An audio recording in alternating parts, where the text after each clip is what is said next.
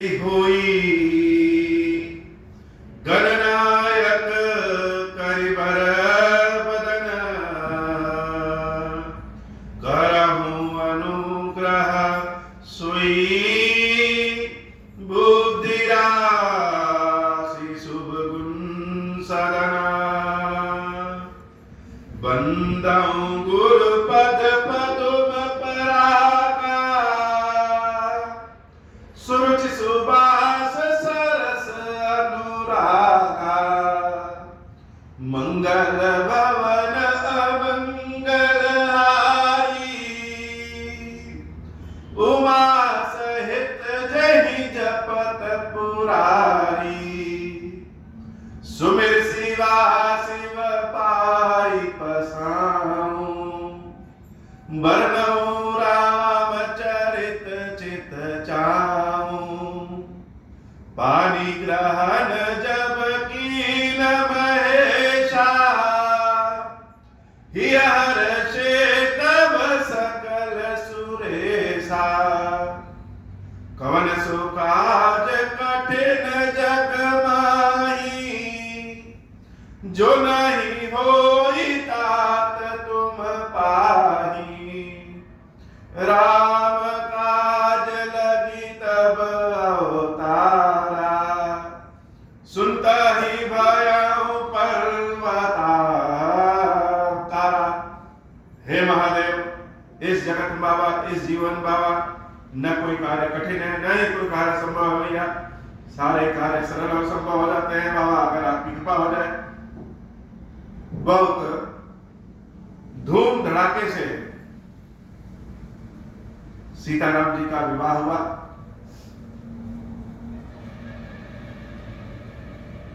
भगवान सीताराम जी के विवाह की बारे में जितना भी कहें कमी।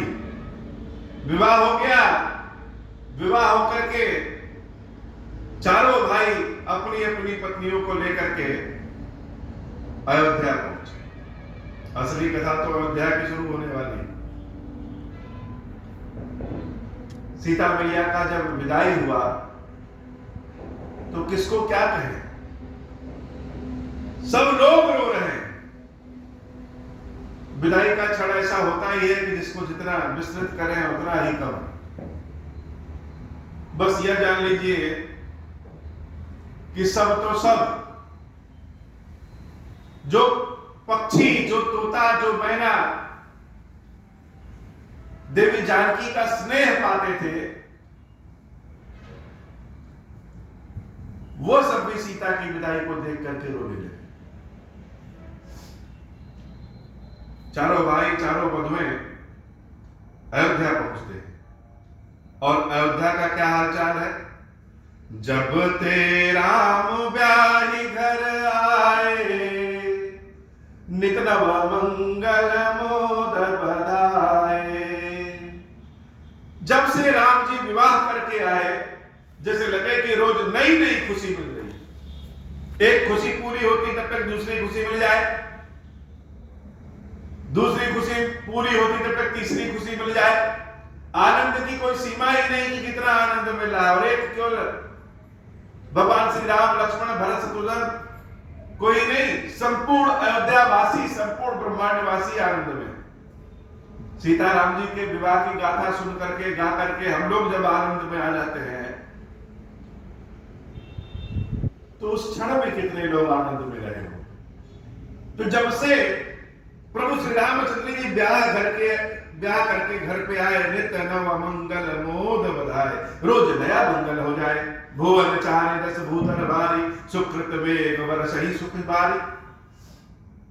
जैसे मेघ बरसते हैं वैसे लगे कि दशरथ जी के जो सुकृत है, दशरथ जी के जो पुण्य है, वह पुण्य आनंद के रूप में बरसात कर रहे हैं, जिसमें चहुओर सब लोग भीग रहे हैं।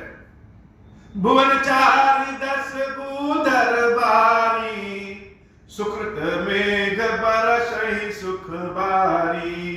रिद्धि सिद्धि संपत्ति नदी सुहाई, उमग अवध अम्बुद कहूं आई। इतनी सिद्धियां, इतनी संपत्तियां जैसे नदी में जल प्रवाहित होती है, वैसे सब प्रवाहित होकर के अयोध्या सब चली आई। मणिगणपुर नर नारी सुजाति, सुचि अमूल सुंदर सब भांति। कहीं न जाय कछु नगर विभूति, जनु इतनी अभिरंच कर तूती। सब विधि सब पुर लोग सुखारी, रामचंद्र मुख चंदु निहारी। मुदित मातु सब सखी सहेली, हरित बेलो की मनोरथ बेली। राम रूप गुणशील सुभाऊ, प्रमुदित होई देखी सुनि राऊ। मंगल भवन अमंगल हारी, उमा सहित जहि जपत पुरारी। सबके उर अभिलाषु अस, कहीं मनाई महेशु। आप अछत जुबराज पद, राम ही देहु नरेशु। सब मंगल में है और धीरे धीरे सुख के दिन और बढ़ते जा रहे हो। तो प्रकृति का तो नियम है बाबा, दिन है तो रात, रात के बाद दिन, दिन के बाद रात। यह समय का चक्र, समय का चक्र चलता रहता है। और किसी समय चक्र में हम जितने आनंद के भाव में, जितने सुख के भाव में, जितने प्रसन्नचित्त रहेंगे, जब समय बदलेगा तो ठीक इसका विलोम होता है। तो बचे कैसे? क्या आज हम सुखी हैं तो खुश ना रहें? अगर खुश होंगे तो क्या कल उतना ही दुखी होना पड़ेगा? तो शास्त्र भी कहते हैं, वेद पुराण भी कहते हैं कि संतोष मन में लाए। भगवान को धन्यवाद कहें। जीवन में जब लगे कि हम बड़े आनंदित हैं, बड़े सुख में हैं, तो तुरंत भगवान का धन्यवाद करेंगे, हे प्रभु यह आपकी कृपा है। तो जब सब कुछ भगवान पे छोड़ देंगे तो जीवन में यदि कभी दुख भी आएगा तो उसका भी अनुभव नहीं होगा, उसका भी कष्ट नहीं होगा। समय बीता, अब लोगों की इच्छा हुई कि दशरथ जी महाराज राम को युवराज पद दे दे। और दूसरे की क्या, दशरथ जी महाराज की खुद इच्छा कि राम को अब युवराज पद दे दे। तो जब मन में एक रात सोए थे और दशरथ जी महाराज को यह भावना आई कि क्यों न राम को युवराज पद देते, वैसे भी हमारी अवस्था हो गई है। सुबह होते ही दशरथ जी का स्वभाव क्या है? दशरथ जी का स्वभाव बच्चों के समान। यद्यपि वो बहुत दीन गंभीर है, बुद्धिमान है, धार्मिक है, सब कुछ है, लेकिन जब पुत्रों से स्नेह, पुत्रों से प्रेम का विषय होता है, वह स्वयं उन पुत्रों के भांति बालक बन जाते हैं। जैसे बच्चों को कोई चीज मिल जाए खुशी तो चाहेंगे जल्दी मिल जाए, वैसे दशरथ जी की इच्छा है।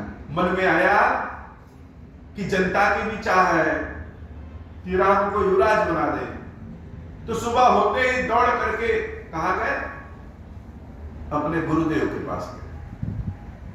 दुख हो सुख हो, दशरथ जी महाराज सदैव अपने गुरु के चरणों में रहते थे और गुरु की कृपा से सब कुछ प्राप्त हो जाता है।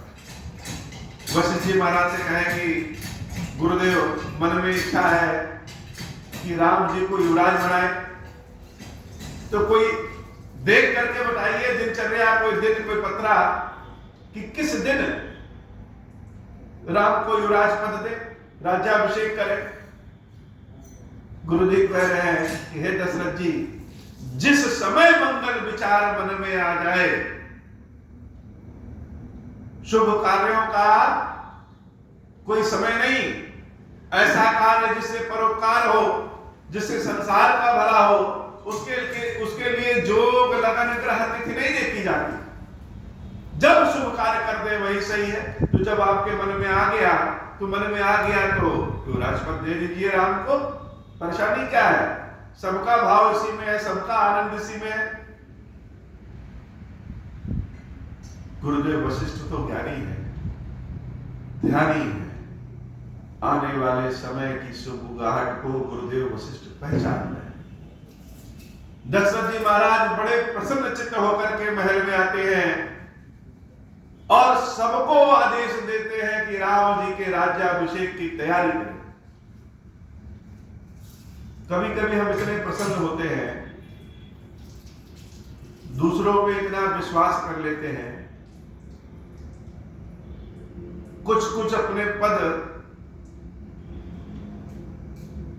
की भी गुरुता होती है कि जब कोई निर्णय लेते हैं तो उन निर्णय में, उस कार्य के निर्णय में किसी दूसरे से पूछते हैं। क्या पूछे? जो कार्य शुभ का है, जो आनंद का कार्य है, उसमें पूछने की क्या आवश्यकता है? कौन ऐसा है जो नहीं चाहेगा कि राम राजा बने? कौन ऐसा है जो नहीं चाहेगा कि राम युवराज बने? किसको भला राम प्रिय नहीं है? तो दशरथ जी महाराज सोचे कि लाओ यह समाचार सबको न सुना करके अचानक से, जैसे किसी को अंग्रेजी में कहते हैं सरप्राइज दे दे। तो सरप्राइज देते देते कभी कभी ऐसा होता है कि जिंदगी स्वयं सरप्राइज बना देती है। नगर में चारों ओर तैयारियां शुरू हो गई। राम जी के युवराज पद की राज्याभिषेक की तैयारियां हो रही है और कौशल्या जी को छोड़ करके और किसी को पता नहीं है। घर देवी कौशल्या के अलावा कोई जानता भी नहीं है। दूसरों को छोड़िए, स्वयं राम जी नहीं जानते हैं कि युवराज पद मिलने वाला है। राम और लक्ष्मण जी अयोध्या में हैं और भरत और शत्रुघ्न जी अपने ननिहाल गए हुए। भरत जी के हृदय की तीव्रता देखिए कि राम को युवराज पद देना है तो अतिशीघ्र दे दें, प्रतीक्षा नहीं कर सकते कि भरत जी को और शत्रुघ्न जी को बुला ले, क्योंकि जानते हैं कि राम के राज्याभिषेक से परेशानी, समस्या किसको है? किसी को नहीं। चारों ओर तैयारियां शुरू हो गई, लेकिन कोई है जिसको यह पसंद नहीं है। कोई है जिसको यह पसंद नहीं है कि राम राजा बने। अपने स्वार्थ के कारण हम किसी को राजा बना सकते हैं और अपने स्वार्थ के कारण किसी को राजा के पद से हटा सकते हैं। यह स्वार्थ नहीं उचित है। देवताओं को यह अच्छा नहीं लगा। क्यों? क्योंकि इतनी तपस्या किए, प्रतीक्षा किए कि भगवान आए और राक्षसों को मार करके हम लोगों की रक्षा करें और भगवान राजा बन जाएंगे, तो रावण का वध कैसे होगा? तो क्या करें? मानस में, श्री रामचरितमानस में सरस्वती मैया का बड़ा योगदान है। सारे देवता लोग सरस्वती अम्बा के पास गए कि हे देवी, अब आप ही कुछ कर सकती है। राम जी अगर राजा बन गए तब तो उनके अवतार लेने का कोई मतलब नहीं रह गया। देवी सरस्वती क्या करें? देवी सरस्वती की इतनी कहा हिम्मत कि राम जी के आदेश को पलटने जाए। प्रभु जो चाहेंगे वो अच्छा है। देवताओं ने कहा, हे माता, परोपकार के लिए ही आप कर दीजिए, लेकिन कोई ऐसा उपाय करिए कि यह विचार बदल जाए। सरस्वती अम्बा पूरे अयोध्या में ढूंढने लगती है कि कोई कमजोर मन वाला व्यक्ति मिले, कोई कमजोर बुद्धि वाला व्यक्ति मिले जिसके बुद्धि को बदल सके। कोई ऐसा व्यक्ति मिले जिसका मन राम के पद में न लगा हो, राम के चरण में न लगा हो। बहुत ढूंढने के बाद एक ऐसी स्त्री मिली जिसका नाम है मंथरा। उस समय तो रामायण में, त्रेता युग में एक ही मंथरा थी। आज तो हर जगह मंथरा। दूसरों को क्या कहें, हमारी बुद्धि ही मंथरा है। अपनी बुद्धि ही अपने को भड़का देती। तो देवी सरस्वती ने ऐसा कुछ जंजाल किया कि मंथरा का दिमाग ही बदल गया। वह मंथरा जो कुबड़ जिसका निकला हुआ था, अवस्था भी हो रही थी, वह बड़ा सच संवर के लाल रंग की साड़ी पहन करके अपनी स्वामिनी कैकेयी अम्बा के निवास पे आती। वो कैकेयी अम्बा जिनका गुण राम के अंदर कैसे चला जाता है, कैसे मर्यादा में बात की जाती है, युद्ध कला कैसे होती है, राजनीति शास्त्र क्या है, अर्थशास्त्र क्या है, व्यवहार विज्ञान क्या है, यह इन सब की शिक्षा कैकेयी मैया ने राम को दिया था। राम के उठने, राम के बैठने, राम के चलने में जो उभार आता था वह कैकेयी अम्बा का है। लेकिन होली क्या न करवा ले, कब किसका मन न बदल जाए, कब किसका भाव बदल जाए कौन जानता है। समय कब किस ओर घूम जाए, पूरब से दक्षिण चला जाए कौन जानता है। मंत्रा आकर के कैकेयी से कहती है, तुम तो बड़ी प्रसन्नचित्त दिख रही हो, बाहर देखो क्या हो रहा है, बाहर उत्सव मनाया जा रहा है, तुमको कुछ खबर है? देवी कैकेयी कहती है, पता है। किसने बताया? कहा पता चल गया, जैसे सुगंध चली जाती है वैसे ही शुभ समाचार भी अपने आप आ जाता है कि राम को युवराज का पद दिया जा रहा है। मंत्रा ने कहा, और तुम्हारा कौन सा पद है? भरत के बारे में क्या सोचा है? देवी कैकेयी ने कहा, भरत के बारे में क्या सोचना है?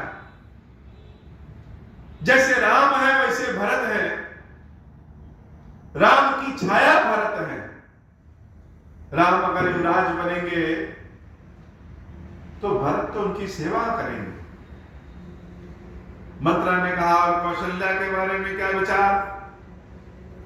देवी कैकेयी कह रही, कौशल्या तो वो है जिनसे राम प्रकट हुए। कौशल्या के पुण्य के बारे में, कौशल्या के व्यवहार के बारे में किसी को उदाहरण देने की आवश्यकता नहीं है। कौशल्या के राम प्रत्यक्ष प्रमाण है कि कौशल्या का व्यवहार कैसा है। कैकेयी अम्बा अभी समझ नहीं पा रही कि मंत्रा क्या कहना चाहती है। मंत्रा अभी समझा नहीं पा रही है कि हम कैकेयी को कैसे समझाएं। प्रेम में, विश्वास में छिद्र करना आसान नहीं है।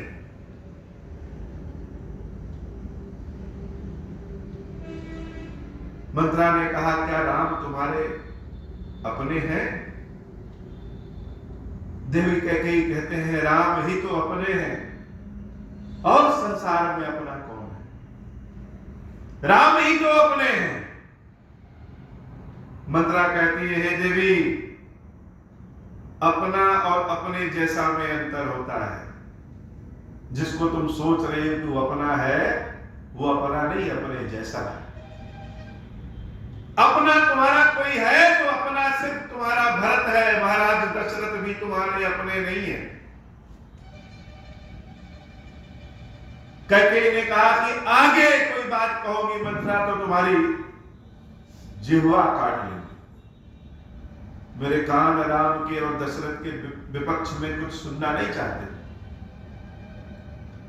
मंत्रा को बड़ा ज्ञान था, किसी का कान भरना इतना आसान नहीं, वो भी त्रेता में, वो भी कैकेयी जैसे बुद्धिमान।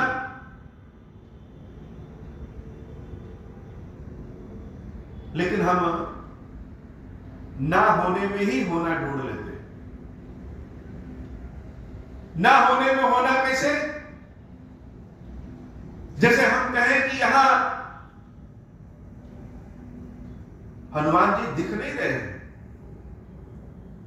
तो हनुमान जी दिख नहीं रहे इसका मतलब यहां नहीं दिख रहे तो कहीं है, अर्थात हनुमान जी है। कभी हम यहां रोज बाबा की सेवा करने आते हैं और ना आए, तो जो लोग यहां पे बाबा की सेवा करते हुए हमको देखेंगे, देखे हैं पहले, जब नहीं देखेंगे तो उनको लगेगा कि हम नहीं हैं, लेकिन होने का एहसास, एक खालीपन, यह गद्दी, यह आसन जिस पे हम बैठते हैं, यह भले खाली हो लेकिन होने का एहसास कराती है। कैकेयी के इस जवाब से कि तुम्हारी जीभ खींच लेंगे, मंथरा जान गई कि यहां पे छेद हो सकता है। ठीक है, ठीक है कैकेयी, तुम तो हमें कहोगी, तुम क्यों ना कहो, जब ब्रह्मा ने ही हमको कुरूप बनाया है, एक तो कुरूप बना दिया, ऊपर से दासी बना दिया। न मेरे अंदर कोई गुण है, न मेरा पास कोई रूप है, तो मेरी जीवा तो तुम कटवाई लोगी, काट लो, लेकिन यह जान लेना कि संपूर्ण धरती पे कैकेयी अगर तुम्हारा सबसे बड़ा कोई हितैषी है तो यह मंथरा है। कमजोरों को तो सब सता लेते हैं, मेरी जीवा काटना तो बड़ा आसान है, लेकिन जब हम नहीं रहेंगे तब तुमको लगेगा कि मंथरा क्या कह रही थी। जिस दिन कौशल्या तुमको अपनी सौतन समझ करके जेल में डाल देगी, जिस दिन राम भरत को अपने सौतेले भाई समझ करके जेल में डाल देंगे, तब तुमको लगेगा कि मंथरा सही कह रही थी। मेरा क्या, मैं तो दासी हूं, तुम जेल जाओगी तो हम भी चले जाएंगे।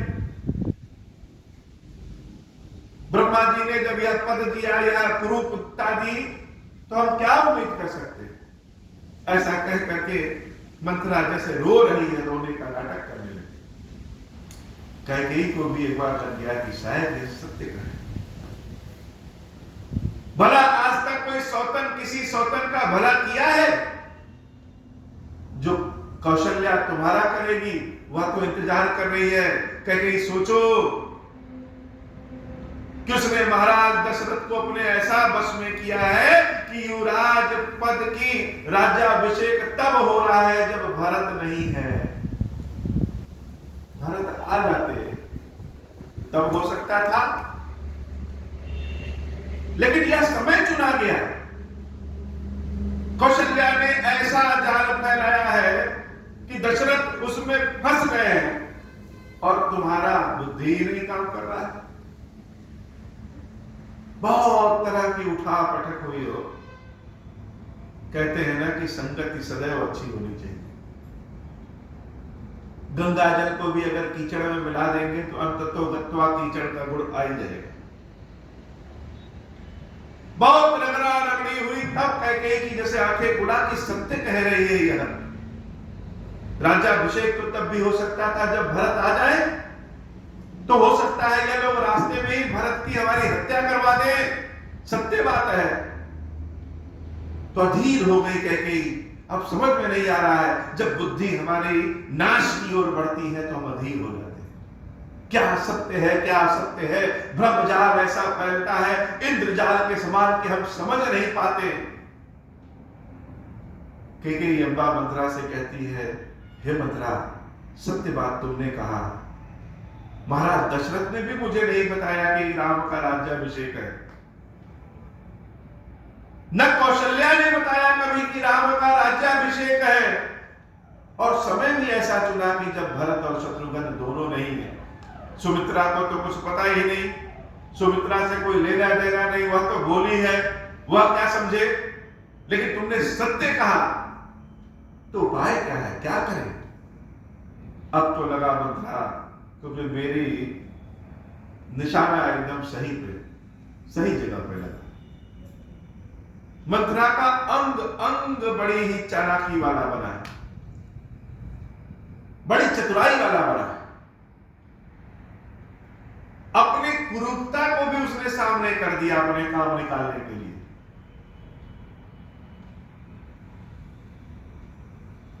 तो क्या करे? राम कथा तो अद्भुत है। राम कथा का संपूर्ण विवरण, श्री रामचरितमानस का संपूर्ण विवरण करने में तो सालों लग जाए। एक बहुत विद्वान है, उन विद्वान से पूछा गया कि राम कथा, राम जी के गुणों की महिमा सबसे ज्यादा कौन बता सकता है? उन्होंने कहा कि ऐसे ही प्रश्न देवताओं ने भी किया था। तो सबने कहा कि शेषनाग जी। क्यों?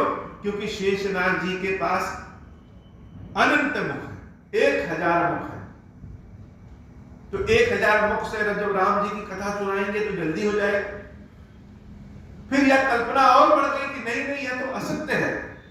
शेषनाग जी के 1000 मुखों पे फिर से अगर 1000 सिर लगाया जाए, अर्थात एक सिर पे 1000 फिर से सिर लगा दे, और उन सारे 1 सिरों में 1000 अलग से मुख दे दे, और उन मुखों में अलग से 1000 जिह्वा रसना दे दे, फिर भी वह जब राम का गुण गाएगी ना, तो अनंत कल्पों तक राम कथा पूरी नहीं हो सकती।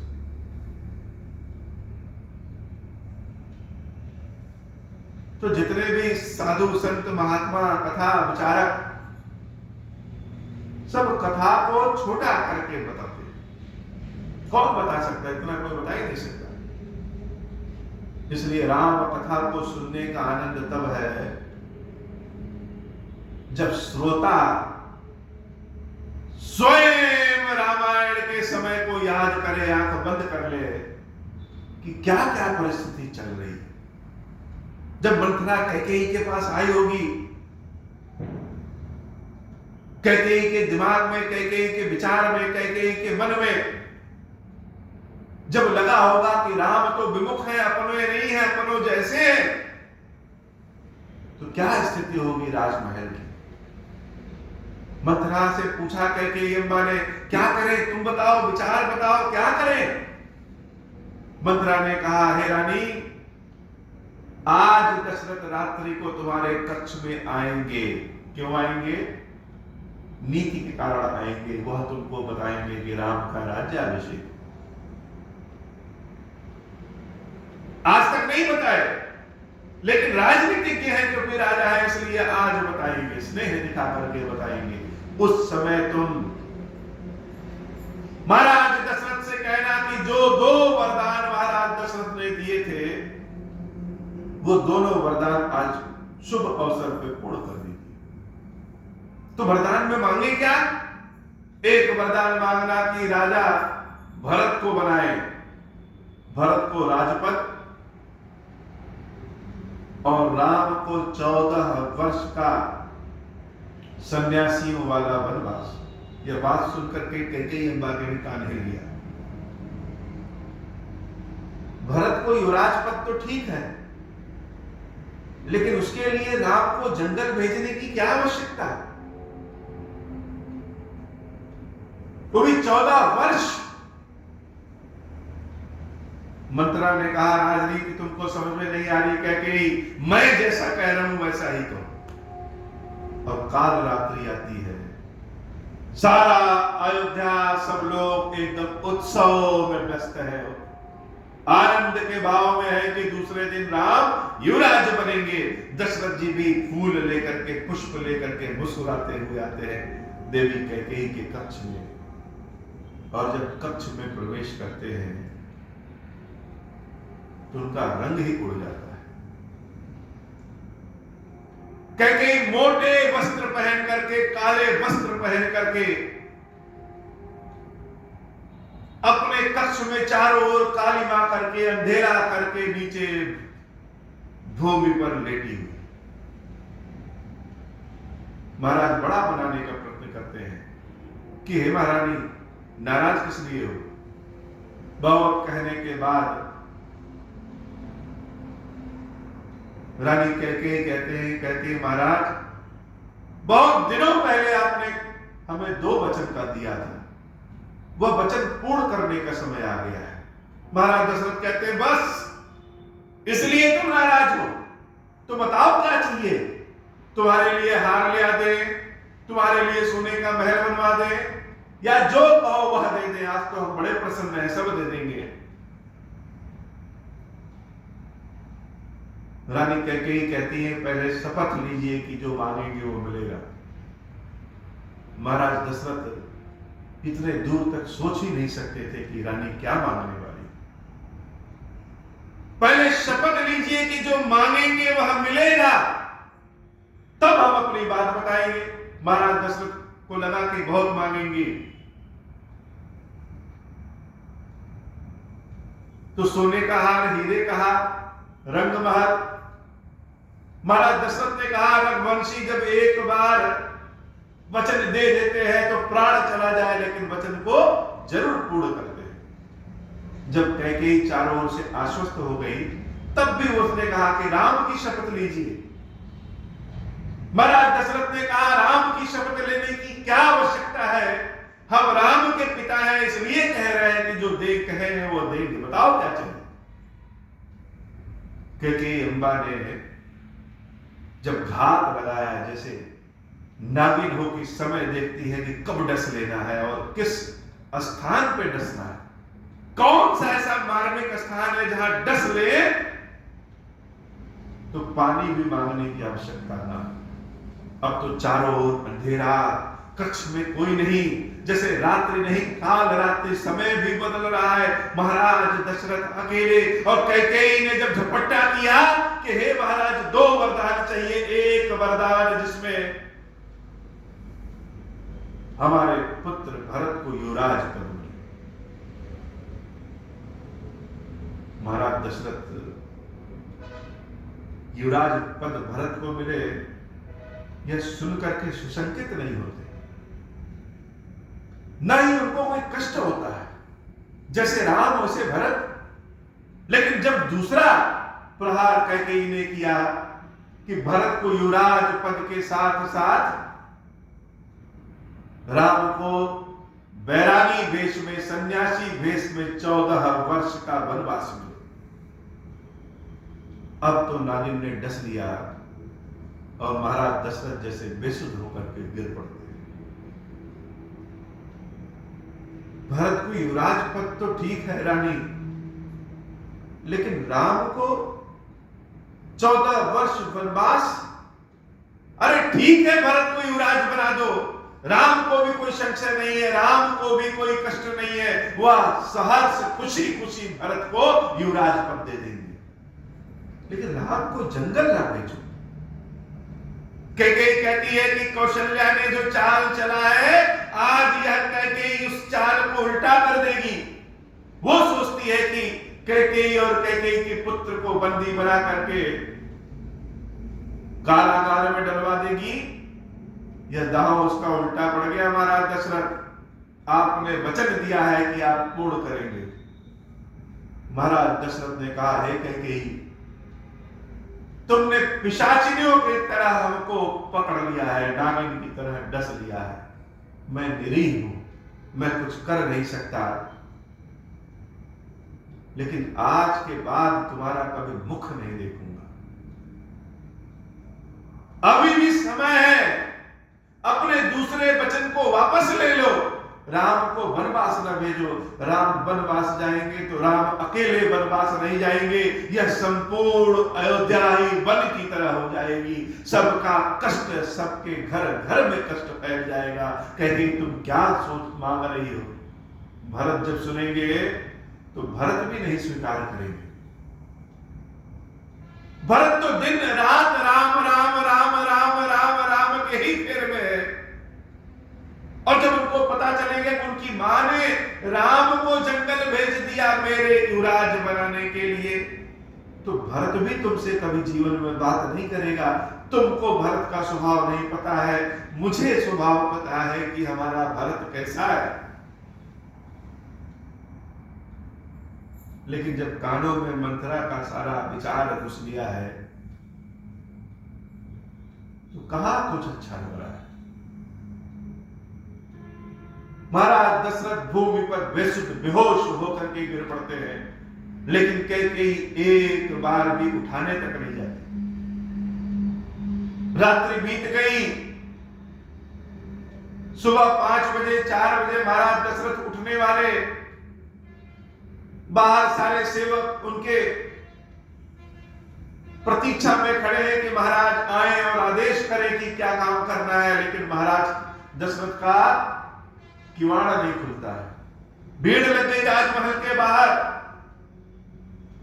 तब सुमंत्र जी राजमहल में प्रवेश करते हैं और जब महाराज का कक्ष खोलते हैं तो जैसे लगा कि क्या देख रहे हैं। एक कोने में कैकेयी उदासी भेष में पड़ी हुई है और दूसरी ओर महाराज दशरथ राम राम राम करके जैसे लगे कि अंतिम सांसें ले रहे हैं। समझते देर नहीं लगी सुमंत्र जी को कि समस्या कहां है। निश्चित रूप से कुछ ना कुछ घात तो इस कैकेयी ने ही किया। सुमंत्र जी महाराज दौड़ करके राम जी के बुलाने जाते हैं, राम के कक्ष में जाते हैं। राम जी कहते हैं आप क्यों आ गए, हमको बुला लिए होते। सुमंत्र जी महाराज कहते हैं हे राम, जो बात है उसके लिए मुझे ही आना है। जो बीमारी फैली है उसकी दवा सिर्फ तुम्हारे ही पास है, चलो देखो। राम जी को भी लगता है, लग रहा है कुछ अनहोनी है। बड़े शील भाव से हो, राम कभी बेचैन नहीं होते। बड़े शील भाव से सुमन जी के साथ महाराज दशरथ के कक्ष में जब पहुंचते हैं तो कक्ष की स्थिति को देख करके, अपने पिता को भूमि पर लेटा हुआ देख करके, अपनी माता कैकेयी को एक कोने में बैठे उदासी अवस्था में देख करके समझ जाते हैं कि कुछ ना कुछ तो बहुत ही भारी हुआ। महाराज दशरथ से कहते हैं हे पिताजी, क्या कष्ट है आपको, बताइए कौन सा कष्ट है। कैकेयी कहती है पुत्र, इनको एक ही कष्ट है, वो है राम का कष्ट है। यह तुम्हारे मोह में डूब गए हैं, तुमको छोड़ना नहीं चाहते। आज या तो अपने प्रण को तोड़ दें या तुम्हें छोड़ दे। राम जी बड़े धैर्य के साथ, विनय के साथ माता से प्रश्न करते हैं, माता बात बताइए क्या है। इन्हीं से पूछो क्या है। मेरे भरत को यह बंदी बनाना चाहते हैं और तुमको युवराज बना रहे हैं। प्रभु से राम भी बड़े विनय अवस्था में कहते हैं मुझे युवराज। जब चारों भाई एक साथ पैदा हुए, चारों भाई एक साथ खेले कूदे, एक साथ अध्ययन करने गए, चारों भाइयों का विवाह भी एक साथ हुआ, तो यह कैसे कि मैं राजा बन जाऊं और मेरे भाई राजा न बने, यह कैसे। जाकर के अपने पिता से पूछो। इन्होंने मुझे वचन दिया था, 2 पद का वचन दिया था, 2 वचन दिया था। एक वचन मैंने मांगा इनसे कि हमारे भरत को युवराज बना दिया जाए। प्रभु से राम बड़े प्रसन्न होते हैं, यह तो बड़ी अच्छी बात है। हे माता, इसमें कष्ट कैसा, मेरे और भरत में कोई अंतर नहीं है। हम दोनों भाइयों को कोई खड़ा कर दे, लोग समझ नहीं पाएंगे कौन राम है और कौन भरत। और भरत अगर राजा बन जाए तो राजा को भरत के ही समान होना चाहिए। बड़े प्रसन्नचित होते हैं। लेकिन पुत्र दूसरा वचन तो सुनो। दूसरा वचन है कि तुमको 14 वर्ष का वनवास जाना है। राम के चेहरे पे बिल्कुल भी भाव नहीं बदला हो। ऐसा नहीं लगा कि जैसे यह वनवास की बात को सुनकर के परेशान हो जाए। देवी कैकेयी की बातों को सुनते हैं, प्रभु श्री राम कहते हैं तो इसमें परेशान होने की क्या बात है। माता की आज्ञा होगी, पिता की आज्ञा होगी तो जंगल ही इस राम के लिए मंगल बन जाएगा। हे पिताजी, आप परेशान ना हो, अपने वचन को पूर्ण करिए, राम वनवास जाएगा। अच्छा, वनवास भी कैसा? वनवास ऐसा नहीं, आजकल का वनवास होता तो क्या होता।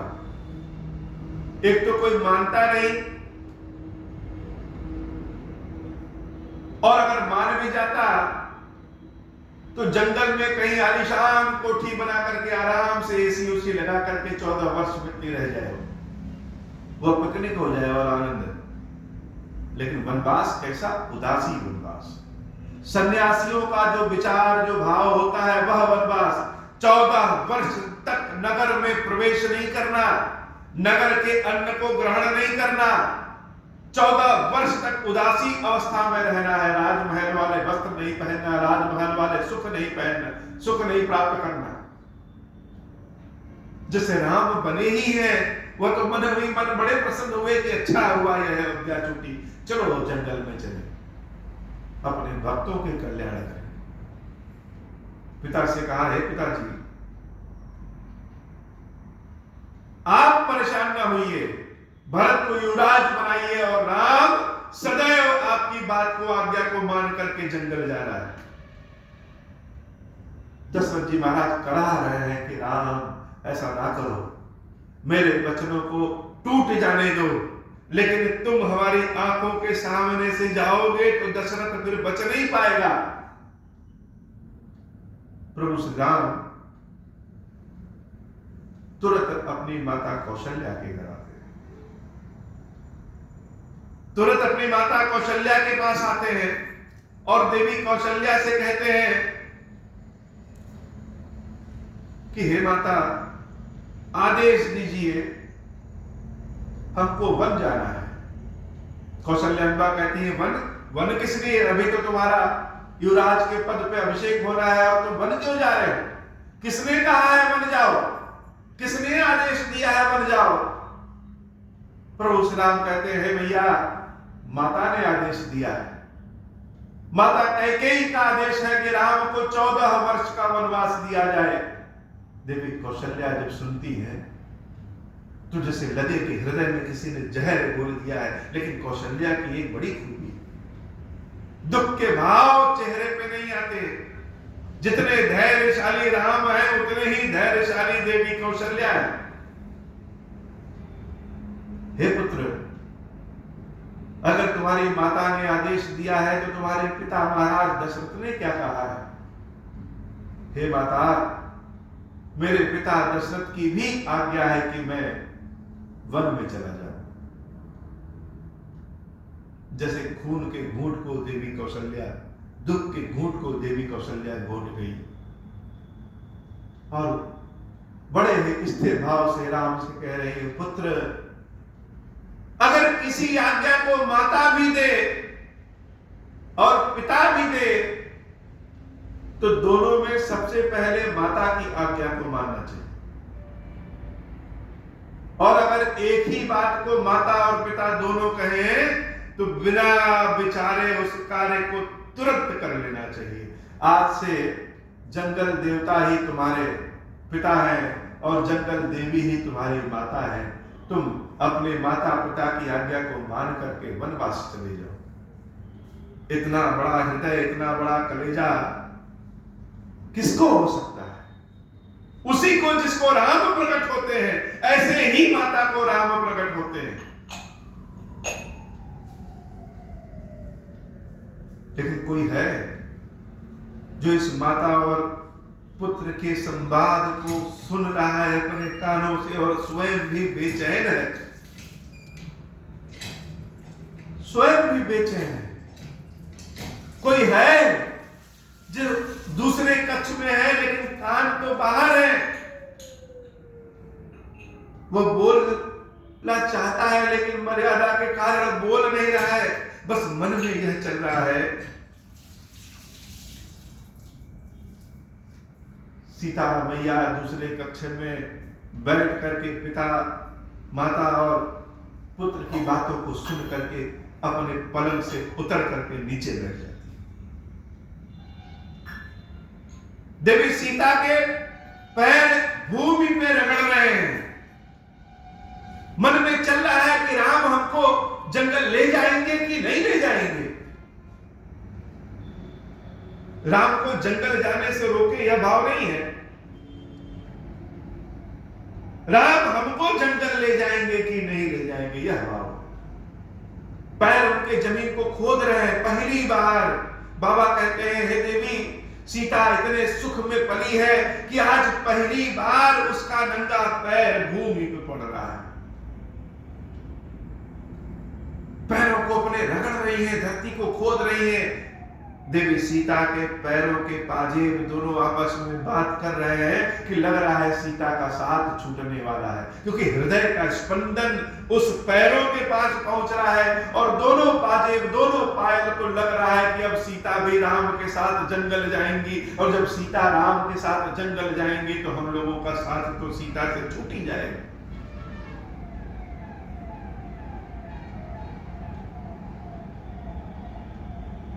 सीता कुछ बोल नहीं रही है।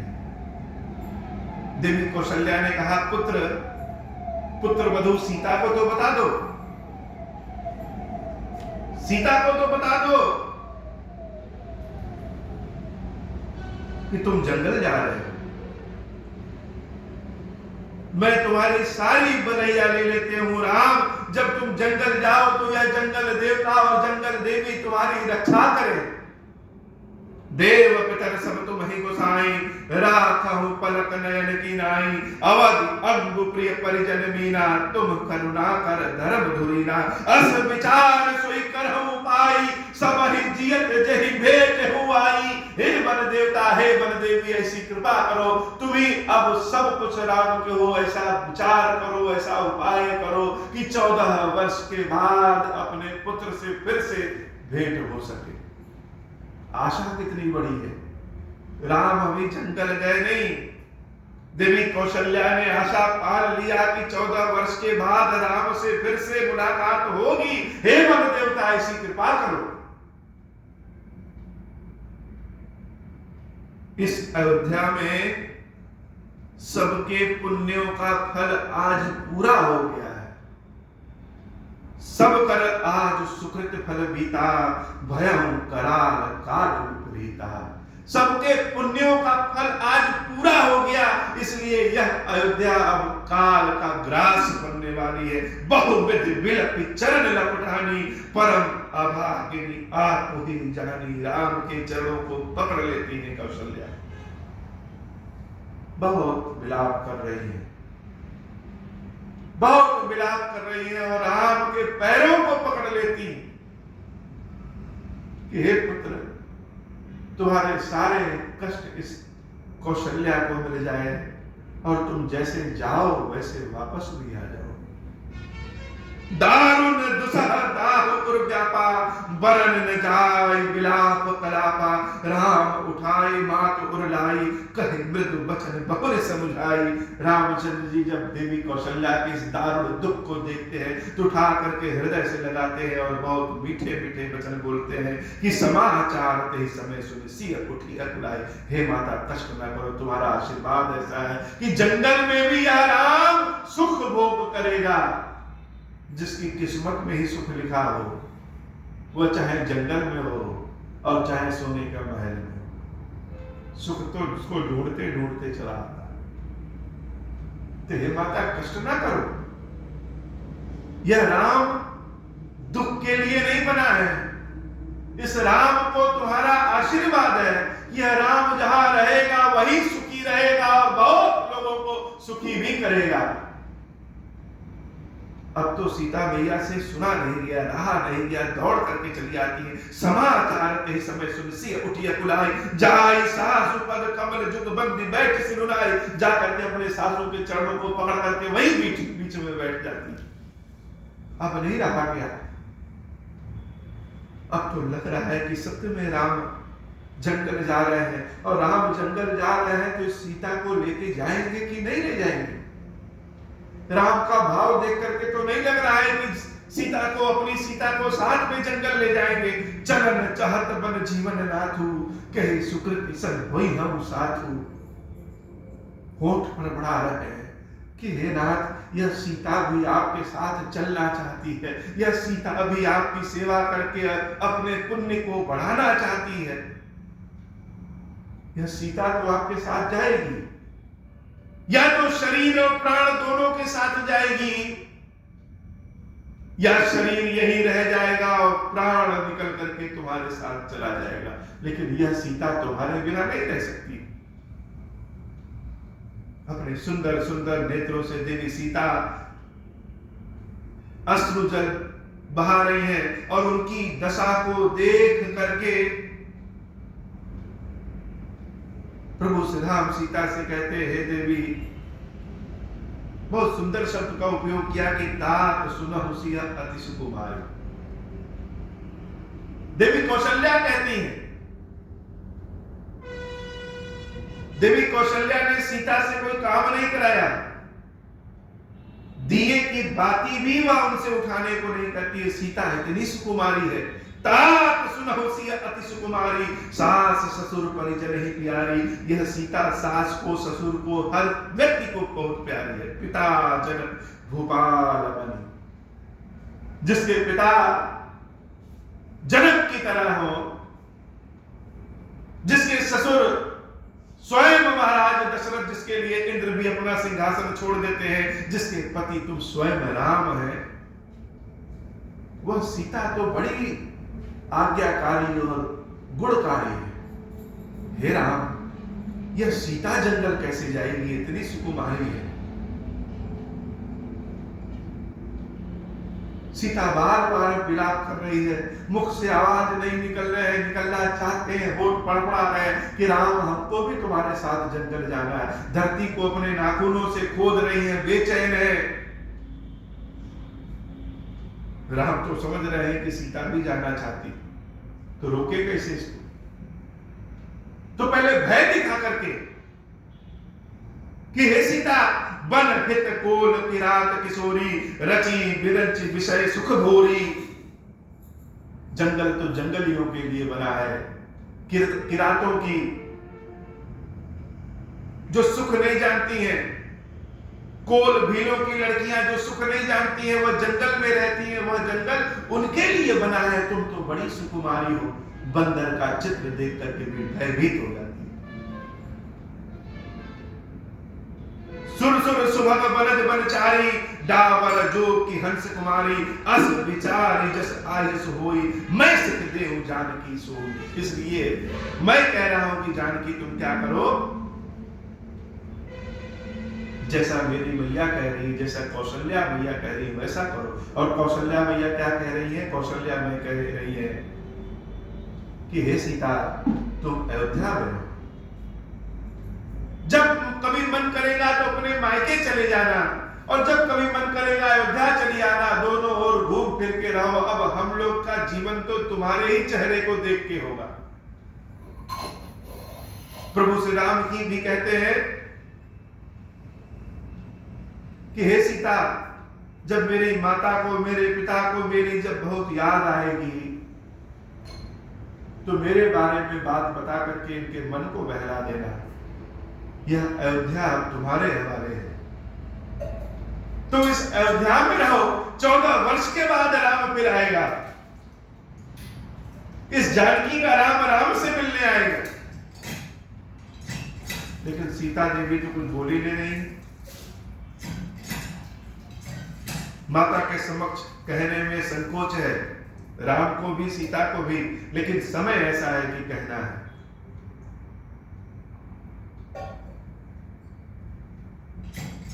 हे सीता, अगर तुम हट करके मेरे साथ चलोगी तो उसका परिणाम बहुत भयंकर होगा। जंगल है, उस जंगल में एक से बड़े एक सर्प, एक से बड़े एक जानवर, एक से बड़े एक दैत्य है। कहां ग्रीष्म मिले, कहां भीषण शीत मिले, कहां जल न मिले, कहां जल ही जल मिले। पहाड़ों का पानी बहुत लग जाता है, भोजन की कोई व्यवस्था नहीं है, कहां क्या हो कोई नहीं जानता। अगर फिर भी तुम जिद करके मेरे साथ चलोगी तो उसका परिणाम ठीक नहीं होगा।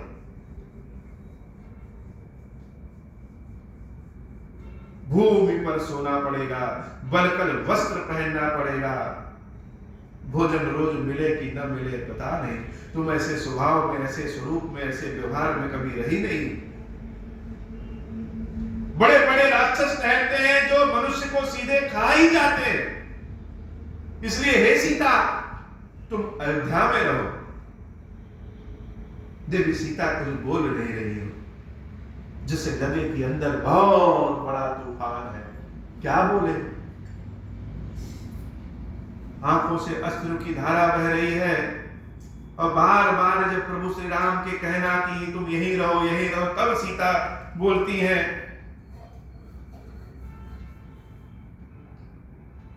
तब कह रही हैं कि हे प्रभु प्राणनाथ करुणायतन, क्या आप मेरे प्राणों के नाथ हैं। बहुत भारी करुणा आपके अंदर हृदय में है और सबके लिए। सुंदर सुखद सुजान, हे राम आप इतना सुंदर कोई नहीं है, आप इतना सुखी कोई नहीं है, और आप इतना ज्ञानी भी कोई नहीं है। तुम बिनु रघुकुल कुमुद विधु सुरपुर नरक समान। हे राम तुम्हारे लिए तो बहुत लोग हैं, तुम तो करुणाशाली हो, और तुम्हारी करुणा अकेले सीता पे नहीं सब पे बरसती है। लेकिन इस सीता के लिए तुम्हारे अलावा और कोई नहीं। हे राम अगर आप सीता के साथ नहीं है तो यह अयोध्या भी नरक के समान है। इस सीता को न किसी पाप से भय है, न किसी पुण्य की लालसा है। बस एक ही चीज चाहिए कि हमारे राम हमारे साथ रहे। सास ससुर की सेवा, माता पिता की सेवा, ससुराल की सेवा, यह बड़े भाग्यशाली लोगों को मिलता है। सत्य है, यह पुण्य है। लेकिन सारे रिश्ते तो सिर्फ पति से, और जब पति ही नहीं है तो यह भोग, यह भोजन, यह रिश्ते नाते क्या होंगे, यह पुण्य प्रताप क्या होगा। सीता को किसी पुण्य की लालसा नहीं, सीता को किसी पाप का भय नहीं, सीता को सिर्फ राम की लालसा है। सीता को सिर्फ राम के साथ रहना है। सीता को राम के साथ चाहे राजमहल मिले, सीता को राम के साथ चाहे जंगल मिले, सीता को राम के साथ चाहे 16 व्यंजन मिले, सीता को राम के साथ चाहे भोजन न मिले, लेकिन सीता को राम के साथ ही रहना है। सत्य बात है, तुम कह रहे हो कि जंगल तो बड़ा गुरु है, जंगल तो बड़ा कठिन है। कब कौन राक्षस आके खा जाए, कब कौन जानवर आके खा जाए।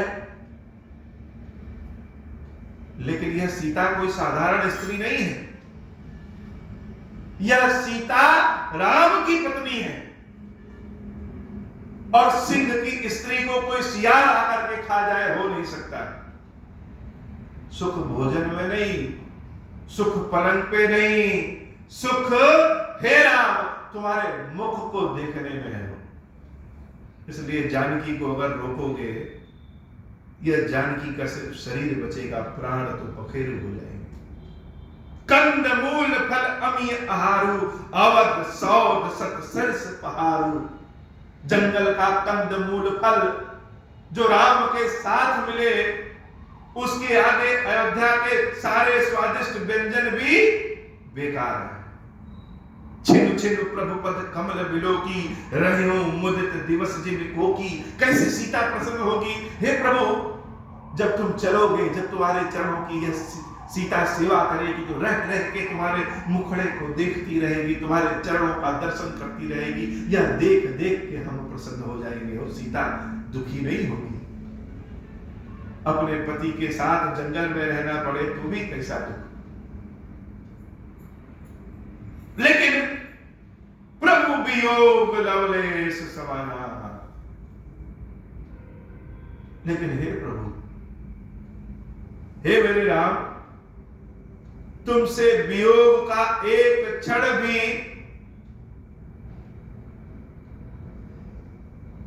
कल्पों के समान होगा। इसलिए यह सीता रुकेगी नहीं। यहाँ राखी अवर जो अवध लगी, रहत न जानिए प्राण। दीन बंधु सुंदर सुखद, सील स्नेह निदान। जब आप चलेंगे जंगल में, थोड़े दूर चल करके हम जानते हैं आप बड़े कोमल है राम, भले बहुत बन जाइए कि बहादुर है, ठीक है आपने धनुष तोड़ा है, ताड़का को मारा है, अहिल्या का उद्धार किया है, सब लोग राम राम राम राम कहते हैं। लेकिन हम जानते हैं राम को कि राम तो बड़े कोमल है। जब जंगल में आप चलेंगे और जब आपके चरण थक जाएंगे तो यह सीता आपके चरणों को दबाएगी। जब जंगल में भूख लगेगा तो कंदमूल फल जो भी मिलेगा यह सीता उसका भोजन बना करके आपको खिलाएगी। 14 वर्ष आपको जंगल में एहसास नहीं होने देगी कि आप जंगल में हैं। और जब आपके चरणों की सेवा यह सीता करती रहेगी तो सीता को भी कभी दुख नहीं होगा।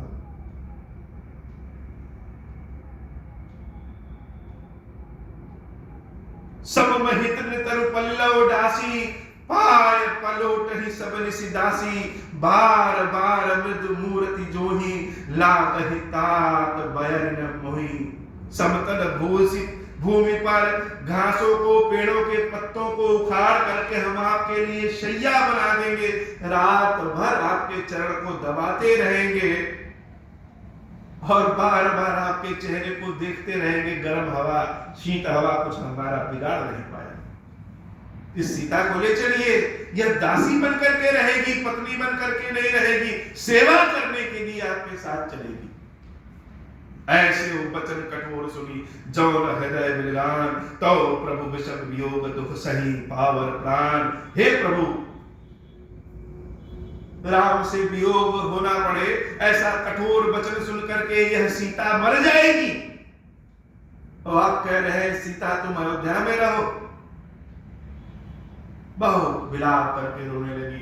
देवी कौशल्या जान गई सीता को कि सीता कौन है। राम से कहती है, पुत्र सीता को भी अपने साथ ले जाओ, नहीं तो यह 14 वर्ष क्या 14 दिन जीवित नहीं रहे। अयोध्या तो काल के संकट में है ही। जो अयोध्या से बाहर चला जाएगा वही सुखी रहेगा। अब अयोध्या में सुख नहीं।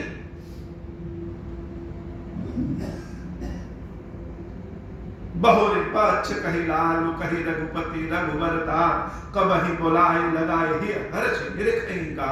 कब हम अपने पुत्र को लाल कहेंगे, कब हम अपने पुत्र को रघुपति कहेंगे, कब रघुबर कहेंगे, कब अपने पुत्र को अपने हृदय से लगा करके इसके अंगों को देखेंगे। पता नहीं यह कौशल्या भी जीवित बचेगी कि नहीं।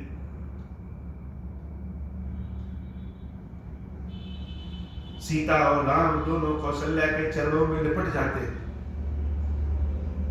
देवी सीता से राम कहते हैं कि सीता चल रहा है तो फिर चलो तैयारी करो चलने की। सीता ही सासु असीस सिख दीन अनेक प्रकार, चली नाय पद पदम सिर अति हित बारही बार।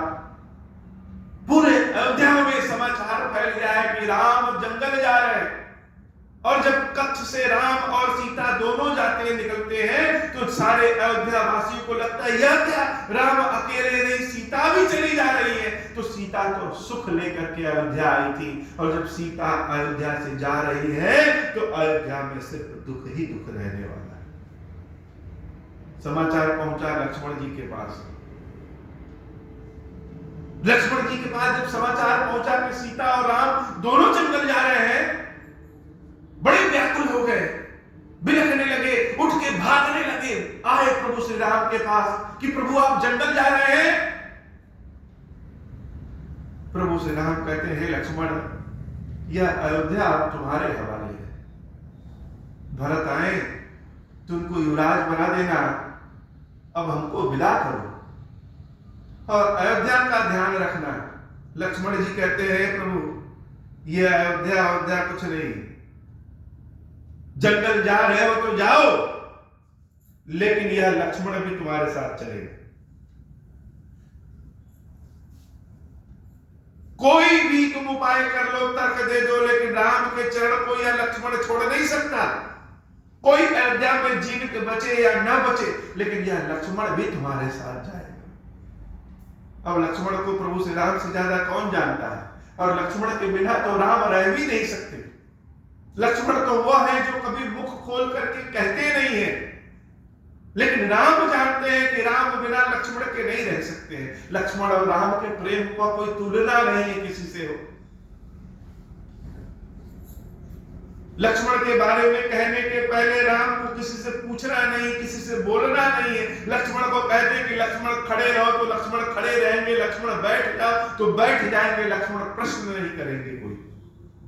जानते हैं कि लक्ष्मण रुकेगा नहीं।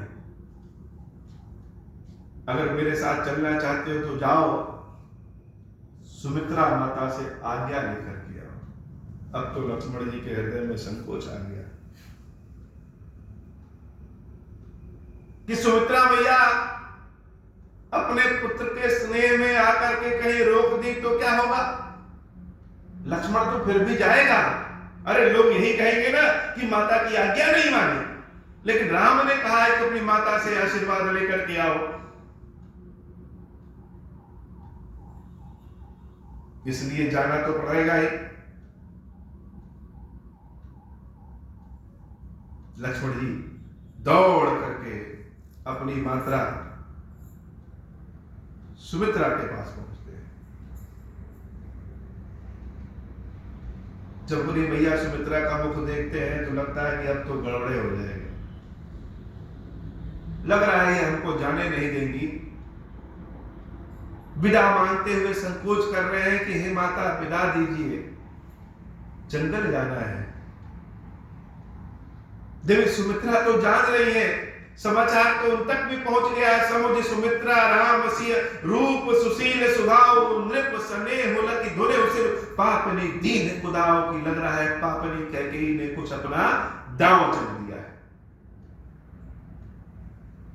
लेकिन समय उचित नहीं है, इसलिए देवी सुमित्रा ने धीरज धारण किया और लखन जी जैसा सोच रहे थे उसके ठीक विपरीत हुआ। लक्ष्मण जी सोच रहे हैं कि माता सुमित्रा जाने नहीं देंगी, लेकिन माता सुमित्रा ने जो वचन कहे वह वचन सुनकर के लक्ष्मण जी को अपने मां के प्रति स्नेह और बढ़ गया। देवी सुमित्रा लक्ष्मण जी से कह रही है, अवधता राम निवासु तहाई दिवसु जहां भानु प्रकाशु। हे पुत्र, अयोध्या यहां नहीं है, अयोध्या तो वहां है जहां राम का निवास है। जहां राम का निवास है अयोध्या वही है। जहां दिन होगा, जहां सूरज निकलेगा वही दिन होगा। जहां सूरज निकल जाए वही, जहां सूरज का प्रकाश है वही दिन है। उसे ही जहां राम रहेंगे वही अयोध्या है। जो पे सिया राम बन जानी, अवध तुम्हारा काजू कछु नाही। अगर सीता और राम जंगल जा रहे हैं तो तुम्हारा इस अयोध्या में क्या काम है? बड़ी ऊंची बात कह दी। लक्ष्मण जी तो अपनी माता के मूरत को बार बार देख रहे हैं, कितनी ज्ञानी है हमारी मां। हम तो क्या सोचते थे और यह क्या कहती। सत्य है, जहां राम का निवास है अयोध्या वही है, और जहां राम है ही नहीं वहां तुम्हारा क्या काम है लक्ष्मण।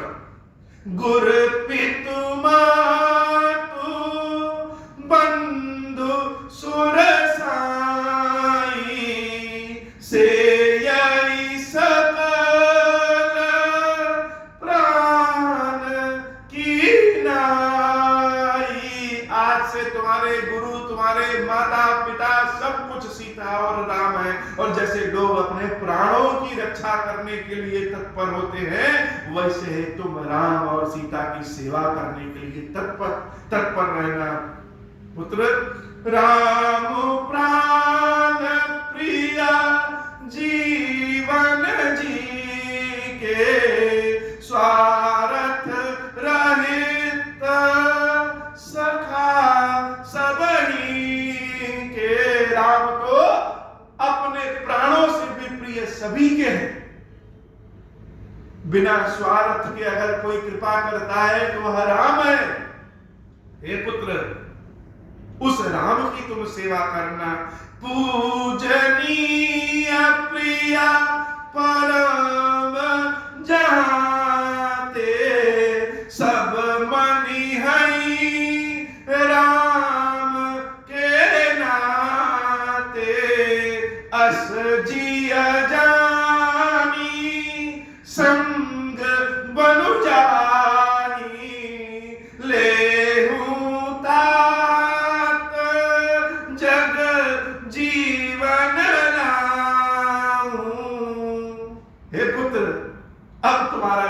शुरू हुआ है। राम तो परम शक्ति है, राम ही पूजनीय है, और राम की जो सेवा करता है उसी सेवा के नाते वह भी परम और पूजनीय हो जाता है। तो जीवन का असली लाभ लक्ष्मण अब तुमको मिलने वाला, ले तात जग जीवन लाभ। तुम्हारे भाग्य खुल गए, तुम्हारी किस्मत जाग गई है लक्ष्मण। तुम्हारे भाग्य के नाते आज राम वनवास जा रहे हैं। क्यों? क्योंकि तुमको उनकी सेवा का फल मिलना था। हे लक्ष्मण, जितनी जल्दी हो सके उतनी जल्दी सीताराम के पास चले जाओ। भूरि भाग भाजन भय मोहि समेत बन जाओ। मैं भी बड़ी भाग्यशाली हूं कि मेरा पुत्र लक्ष्मण है। मैं तो सेवा नहीं कर पा रही हूं सीताराम की, लेकिन मेरा पुत्र सेवा करेगा। इसलिए जो तुम्हारे मन छाड़ी छल कीन राम पद जाओ। मैं कह रहा हूं कि मन के सारे कपट छल लोभ मोह छोड़ करके सीताराम के चरणों की सेवा करो। हे पुत्र, संसार में पुत्रवती वही युवती है, वही माता है जिसका पुत्र राम का भक्त है। कहने के लिए तो बहुत सारी स्त्रियों के सबके पुत्र होते हैं, लेकिन सत्य में वही माता माता है। उसी माता का पुत्र है जिसका पुत्र राम का भक्त हो। और तुम्हें यह सौभाग्य मिला है, तुम्हारे ही भाग राम बन जाए, और किसी के नहीं। तुम्हारे भाग्य से राम जंगल जा रहे हैं। दूसर हेतु तात कछु नाही, सकल सुकृत कर बड़ फल एहु, राम सिय पद सहज स्नेहु। कितनी बड़ी बात कही। सारी शिक्षा, सारी दीक्षा, सारे पुण्य प्रताप, सारा तीर्थ का दर्शन, सारा पूजा पाठ का फल यह होता है कि सीताराम के चरणों के प्रति प्रेम जागृत हो जाता है। किसी ने पूछा कि भगवान शंकर की इतनी सेवा पूजा से क्या लाभ? शिव जी के चरणों की सेवा पूजा करने से क्या लाभ? अगर आपके पास भी समस्या है, परेशानी है, तो कीरेश्वर महादेव की सेवा पूजा करने से फायदा क्या? तो महादेव जी की पूजा का परम फल, जब थोड़ा बहुत फल मिलता है तो धन संपत्ति यश कीर्ति मिलती है, लेकिन बाबा की सेवा का पूर्ण फल राम की भक्ति ही मिलती है। तो हे पुत्र, राग रोष ईर्ष्या मद मोह सब त्याग करके तुम भी राम के साथ जंगल चले जाओ। राम के चरणों की सेवा करना। उपदेश यहु जहि तात तुमरे, राम सिय सुख पावहि। पितु मातु प्रिय परिवार, पुर सुख सुरति बन बिसरावहि। तुलसी प्रभु ही सिख देई आयसु, दीन पुनि आशीष दई। रति हो अबिरल अमल सिय रघुबीर, पद नित नित नई।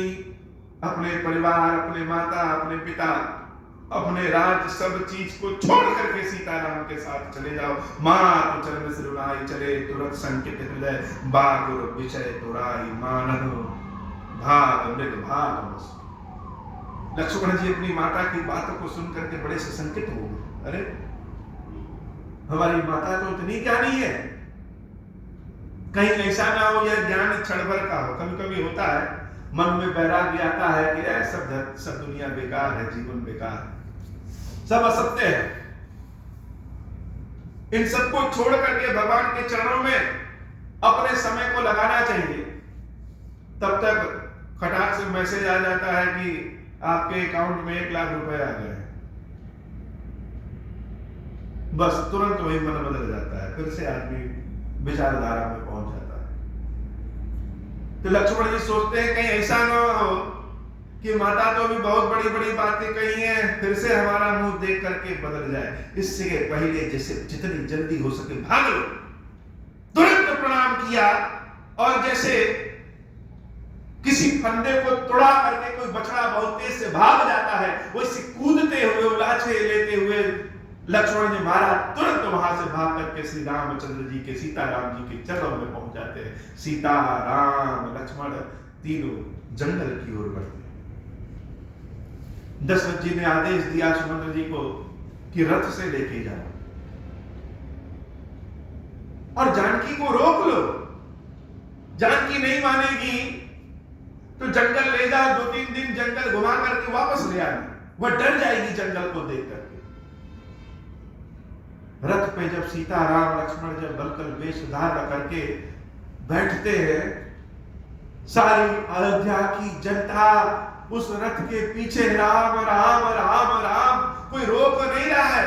कैसे कहे कि न जाओ, क्योंकि पिता का आदेश है, लेकिन सब राम के साथ जंगल चल रहे हैं। ठीक है, जंगल जाना है तो जाओ, हम सब भी चलेंगे। सब रामचंद्र जी के पीछे पीछे चले गए कि जंगल चलना है। अब प्रभु श्री राम बार बार कह रहे हैं तुम लोग वापस लौट जाओ, वापस लौट जाओ, लेकिन कोई लौट नहीं रहा। तमसा नदी के किनारे पहुंचे, विश्राम कर रहे हैं। उसी जगह पे सारे लोग विश्राम किए। भगवान को भी भक्तों को छोड़ करके भागना पड़ता है। लीला ही ऐसी है। रात्रि में 3 बजे प्रभु श्री राम उठते हैं, सुमंत्र जी को जगाते हैं कि उठिए, सब सो रहे हैं, सोने के लिए छोड़ेंगे नहीं सब। रथ को ऐसे चलाइए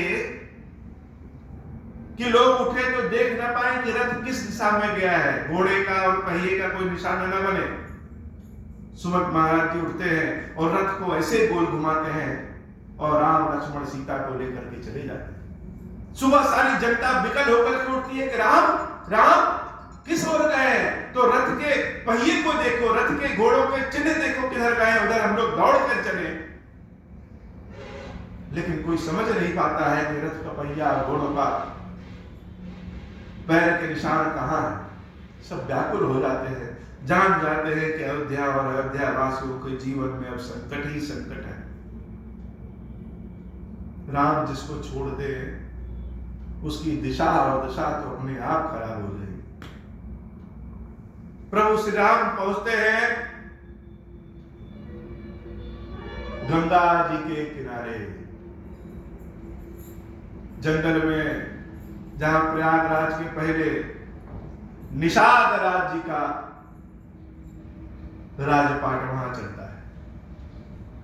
समाचार फैला कि राम, लक्ष्मण, सीता आए हैं। सब दौड़ करके सेवा करने पहुंच जाते हैं कि जिस राज्य के राजा के पुत्र आए हैं, युवराज आए हैं। और युवराज में कौन? राम।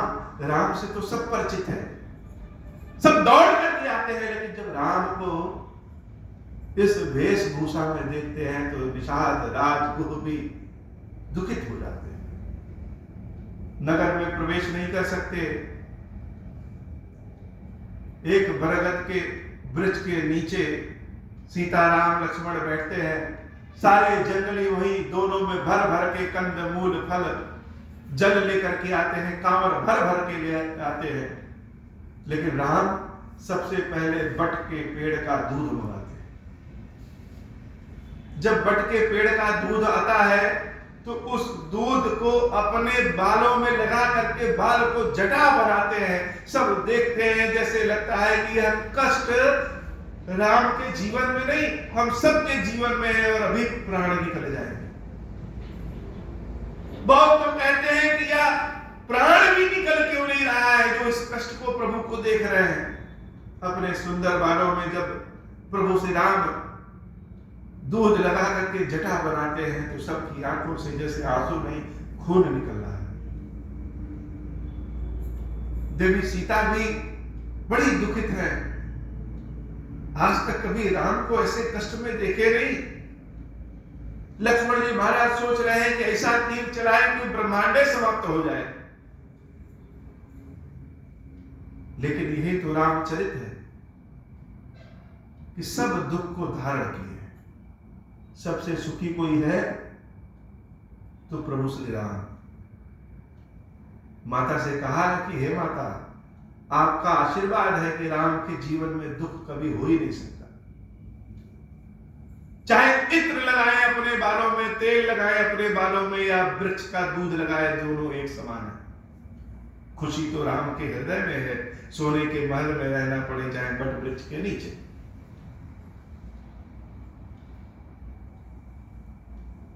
प्रभु गंगा पार करने जाते हैं, और गंगा पार करने के लिए जब नाव पे चढ़ते हैं तो केवट रोक लेता है। केवट के प्रसंग को शायद ही कोई कथा व्यास ऐसे होंगे जो बताए नहीं,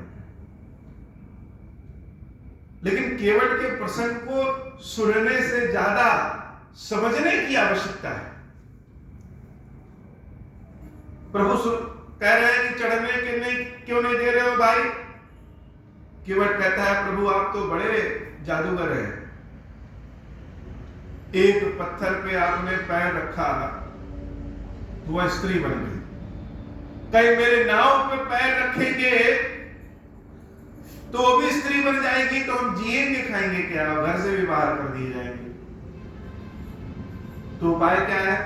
तो उपाय यह है कि पहले हम आपके चरणों को धुलेंगे, जब धुल लेंगे उसके बाद आपको नाव पे चढ़ने देंगे। प्रभु कह रहे हैं धुल लो, आज तुम अपने मन वाली कर ही लो जो करना है, लेकिन नाव पे चढ़ने दो, नहीं तो पीछे से अयोध्या वाले से पहुंच जाएंगे, धुलो जल्दी। और जब केवट प्रभु के श्री चरणों को धुलता है तो देवता लोग भी सुसंकित हो जाते हैं। राम के चरणों को धुलने का भाग्य किसी को मिलता ही नहीं। विश्वामित्र जी, वशिष्ठ जी उनके चरणों को छूना चाहते हैं लेकिन छू नहीं सकते। क्यों? क्योंकि गुरु के लीला में राम के चरणों को छूने का अधिकार तो बहुत कम को मिलता है, और यह केवट आज एकदम सीना चौड़ा करके राम के चरणों को धुल रहा है, और जैसे आसमान में देख रहा है देवताओं को ललचा रहा है। तो राम के चरणों को धुलने के बाद, पोंछने के बाद प्रभु से कहता है कि प्रभु अब आप आगे बढ़िए। प्रभु पहले खुद नहीं चढ़ते, पहले सीता को चढ़ाते, और सीता को चढ़ाते समय पैर फिर से जमीन पर रखते हैं, पैर फिर गंदा हो जाता है। केवट कहता है प्रभु फिर से आपके चरणों को धुलना है, और फिर से चरणों को धुलता है। गंगा में स्नान करने से तो सबके पाप कट जाते हैं, लेकिन हे प्रभु गंगा के किनारे जो रहते हैं वह नित्य पाप करते रहते हैं और गंगा में ही डुबोते हैं, तो उनके पापों को कौन धोएगा? उनके पापों को आपके चरण के जल धोते हैं। राम जी, लक्ष्मण जी, सीता मैया नाव पे बैठती हैं, और वह केवट उस चरणामृत को लिया रहता है। देवता लोग, सारे लोग सोचते हैं कि यह प्रसाद अभी चरणामृत हमको भी मिलेगा, लेकिन किसी लालची की तरह वह केवट प्रसाद लेकर के पहले अपने घर चला जाता है। देवता लोग ललचाते रहते हैं कि अशुभ यह प्रसाद नहीं मिल रहा है, और पूरे घर भर को, जवार को चरणामृत का पान कराता है, फिर नाव आगे बढ़ती है। प्रभु सिद्धार्थ पहुंचते हैं। वाल्मीकि क्या है? महर्षि वाल्मीकि से पूछते हैं कि महर्षि बताइए मेरे लायक जगह कहां है? वाल्मीकि जी प्रसन्न होते कहते हैं हे रघुनाथ, तुम पहले यह जगह बताओ जहां तुम नहीं हो। कौन सी ऐसी जगह है जहां तुम नहीं हो? बड़े भाग्य मेरे कि तुम हमसे पूछ रहे हो। आज की कथा इतनी ही। श्री खीरेश्वर महादेव जी, खीरेश्वरी मैया जी हम सब के ऊपर बाबा कृपा करिए। बोले श्री खीरेश्वर महादेव जी, खीरेश्वरी मैया जी की सदा ही जय हो।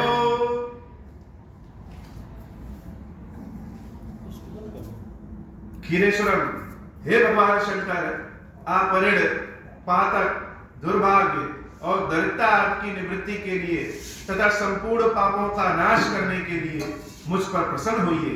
मैं दुख और शोक की आग में जल रहा हूं, संसार भय से पीड़ित हूँ, अनेक प्रकार के रोगों से व्याकुल और दीन हूँ। खीरेश्वर मेरी रक्षा कीजिए। देव देवेश्वर, सबको निर्भय कर देने वाले महादेव जी, आप यहाँ पधारिए और मेरी की हुई इस पूजा को पार्वती जी के साथ ग्रहण कीजिए, मेरा मंगल करिए। महादेव शिव शंभो।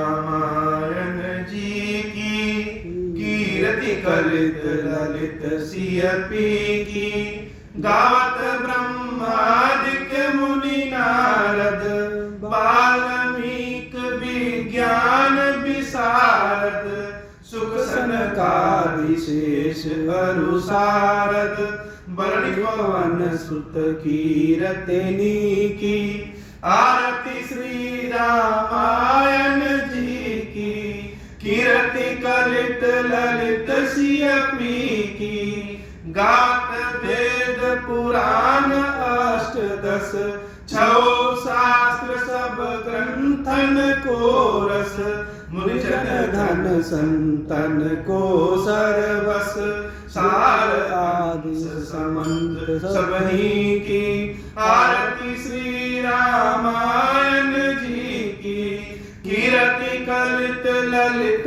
सियपी की, गावत संतत शंभु भवानी, अर्घट संभव मुनि विज्ञानी, व्यास आदि कवि ब्रज बखानी, कागभूषुंड गरुड़ तेहि की, आरती श्री रामायण जी की, कीर्ति कलित ललित सियपी की, कलिमल हरण विषय रस की, सुभग सिंगार मुक्ति जुगति की, दर्द रोग भव मूरी अमी की, तार मात सब विधि तुलसी की, आरती श्री रामायण जी की, कीर्ति कलित ललित सियपी की, आरती श्री रामायण जी की। बोलिए श्याम रामचंद्र जी की जय हो। बोलिए वीर बजरंग बली जी की जय हो। बोलिए श्री खीरेश्वर महादेव खीरेश्वरी मैया जी की सदा जय हो।